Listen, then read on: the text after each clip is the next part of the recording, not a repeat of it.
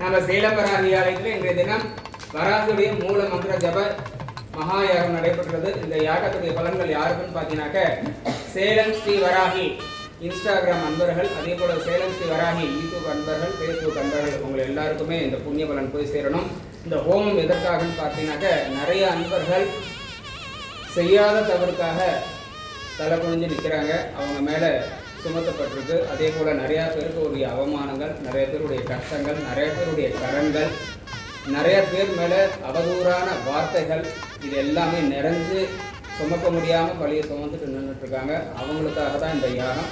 இந்த சேலம் வராகி ஆலயத்தில் இப்போ எப்படி யாகம் எழுந்துட்டுருக்கோ அதே போல் அவங்க சுமந்துட்டு இருக்கக்கூடிய அத்தனை விதமான பழி சொற்களும் பாவங்களும் கஷ்டங்களும் இந்த அக்னியில் இருக்கிற பொருட்கள் போல எல்லாம் எரிந்து சாம்பலாகணும். நீ வரக்கூடிய காலங்களில் அவங்க சிறப்பான முறையில் வாழணுங்கிறதுக்காக தான் இந்த பிரார்த்தனை. நீங்களும் இருந்த இடத்துல வந்து பிரார்த்தனை பண்ணிக்கோங்க. எல்லாம் வர சேலம் வராகிய அருளால் நீ வரக்கூடிய காலங்களில் உங்களுடைய கஷ்ட நஷ்டங்கள் அனைத்துமே இந்த அக்னியில் இருக்கிற பொருட்கள் போல பத்மமாகணும்.